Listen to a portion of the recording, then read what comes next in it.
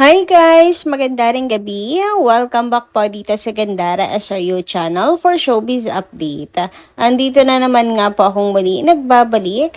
Nagmamaganda ninyong kachismosang Kim Pao. Wala na nga pong iba ang lokareta si Gandara upang maghatid sa inyo ng latest update and fresh happenings patungkol kina Kim Chiu and Paolo Avellino. And para nga sa gabing ito, ang atin pong tatalakayin po at pag-uusapan na may kinalaman nga dito sa pagpunta ng Kim Pao sa Vancouver. Excited na ba ang lahat? So si Kimi ay nag-rehearsal na. Pero bago pang lahat sa mga hindi pa nag-subscribe sa ating channel, pakiclick lang po tayo na ating subscribe button at notification bell na nariyan sa baba para maging updated ka at ma-notify tuwing may bago akong chika at balita hinggil sa Kim Pao. Basta mga balita na may kinalaman kina Kim Chiu and Paolo Avellino, sagot na po natin yan. And bilang panimula nga, narito at magbabasa tayo ng ilang comment mula sa ating mga taga-subaybay hinggil sa mga nagdaan nating updates bilang akin na rin pong pasasalamat. Mula nga po kay Ma'am Merlita Aurea Rodriguez, ang atin pong first comment ngayong gabing ito. Shoutout Ma'am Merlita, maganda rin gabi sa inyo. Sabi niya, maganda ang comment ng isang yan, Miss Gandara. Kung ano ang lumalabas sa bibig ng isang bashers, yon ang kabuuan ng kanyang pagkatao. Marumi ang puso niya sa kapwa niya. Yes, true kayo dyan. Kaya nga, di ba, yun po yung comment hinggil sa napakalait na pagkakamali ni Kim Chiu sa Showtime. Para lang alam niyo po yung konteksto nitong comment ni Ma'am Merlita. Sabi kasi doon, nung nag-comment, grabe napakaliit lang naman na pagkakamali. Napakaliit na bagay noon para pagtuunan at pagtutukan talaga o tutukan talaga ng mga tao. Compare sa napakalaking issue ng Pinas ngayon. 'Di ba? So ayun nga, dahil masyadong pinapalaki yung issue, sabi doon, yung mga nagko-comment at nagpapalaki ng issue ay mga replika lamang din ng kanilang mga pag-uugali. Yung kanilang mga sinasabi, replika yon ng kanilang pagkatao. 'Di ba? Tumpak na tumpak, 'di ba? Mga kung makapagbatikos naman kasi kay Kim, kala mo never nagkamali sa tanan ng buhay nila. Pet peeve ko talaga yung mga taong ganyan, no? Yung mga feeling perfect. Anyway, sabi naman po dito ni Ma'am Remedios, maganda rin gabi and shoutout din po sa inyo, Madam. May health and mental issues iyang vlogger na yan.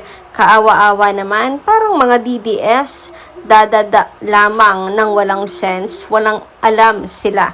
Loko-loko at loka-loka. Naku, Madam Remedios, wag na po tayong gumawa dito ng politics war issues, Iyan na po natin kung nasaan man silang panig, tayo po yung magpaka-Pilipino na lamang. Kung DDS sila, then wag na lang natin sabihan ng kung ano man pong masama. Sabihin na lang natin, mahalin nyo ang Pilipinas, hindi yung mga politiko. At ayun nga, parang may mental issues na kasi sobra. Grabe, kaawa-awa na ganoon yung sinapit talaga ng mga Pilipino na mas mahal nila yung politiko kaysa po sa Pilipinas, kaysa po sa ating bansa. So si Kimi, grabe, kung makabatikos, wagas kung tawaging bobita.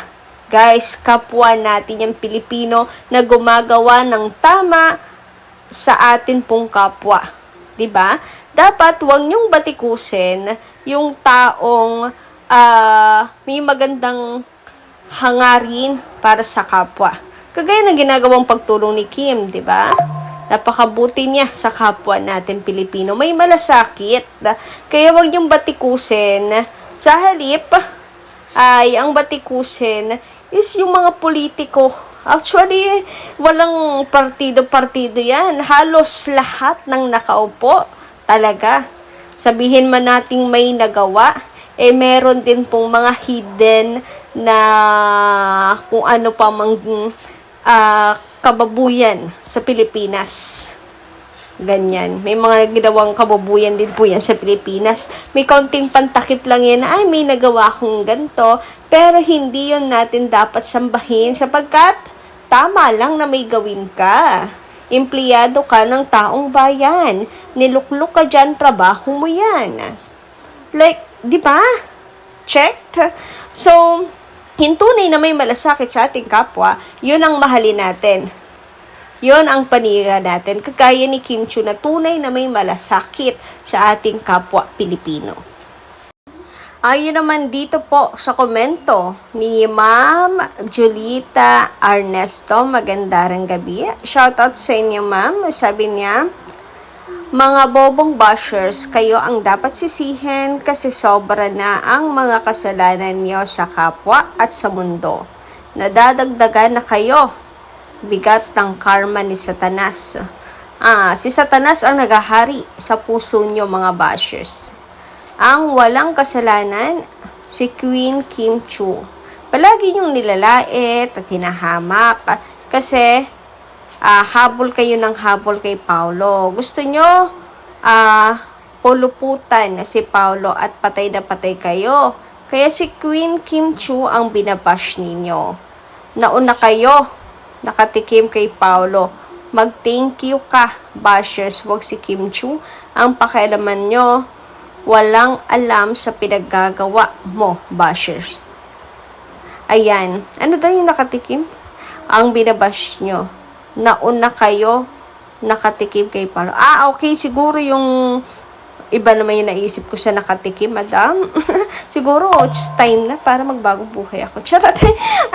Siguro yung sinabi ni Paulo Avellino na pagtatanggol niya kay Kiam at the same time yung sinabi niya di ba nahanapan nga ng resibo ang mga Kim Pao fans na nag-date ang Kim Pao sa Cali, nag-date ang Kim Pao sa London, ganyan, nag-date ang Kim Pao sa Dubai tuwing mayroon pong ganap ng Kim Pao sa labas ng bansa. So, si Paulo nagsalita sa isang interview na kung saan looking forward siya doon sa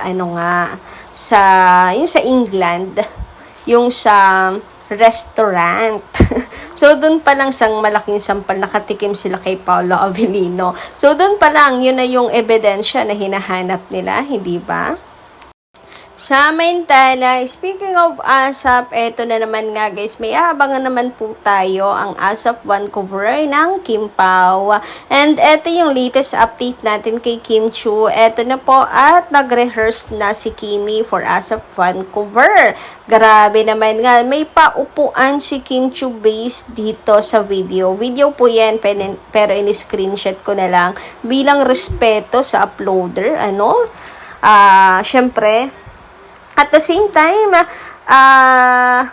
mukhang napakaganda ng magiging production na naman ni Kim Chiu. Bongga na naman kung sa bagay. Dapat lang kasi siya po ay queen of the dance floor ng ASAP. Kaya talagang pinaghahandaan yan ni Kim Chiu. Grabe si Kim, daming ganap ka. Di nauubusan araw-araw talaga. So, ayan, ingat-ingat Kimi. Baka mabalian ka dyan. Sus ko, nag-aalala kami yung mga fans sa'yo. Kung ano-ano kasi mga performance ito si Kimi. Minsan, agaw buhay. Dito naman, overhataw talaga. Ganyan. So, ingat na lang parate Kim Chiu. Pero we're excited. Sabi nga dito, are you excited to watch Kim Chiu take the stage at ASAP in Vancouver? Ayan, get your tickets today. And sinama ko yung nag-post para dyan po kayo pumunta at i-click yung yung link. Diba may arrow sa baba nakaturo? Yun po yung pindutin nyo yung link na yan para makakuha po kayo ng ticket. Ayan, ito po yung sa October 18, 2025. Kakatapos nga lang ng fun run. Ito na naman, full schedule talaga ang Kim Pao ngayong October, guys. So, ito po ay sa Pacific Coliseum, Vancouver, BC. Hashtag Kim Chiu, hashtag ASAP Vancouver, hashtag ASAP 30. No, ayan. Guys, supportahan po natin sa mga manonood po bilang live audience. Ayan, thank you so much agad in advance sa mga paayuda. Huy! And syempre, tayo po mga team bahay, team online, makidot-dot para mapatrending natin muli ang Kimpaw. So, yan lang po muna ang ating update ngayong gabi. Thank you so much po sa inyong pakikinig and kita-kits po tayo sa mga susunod ko pang chikas. Marami pong salamat.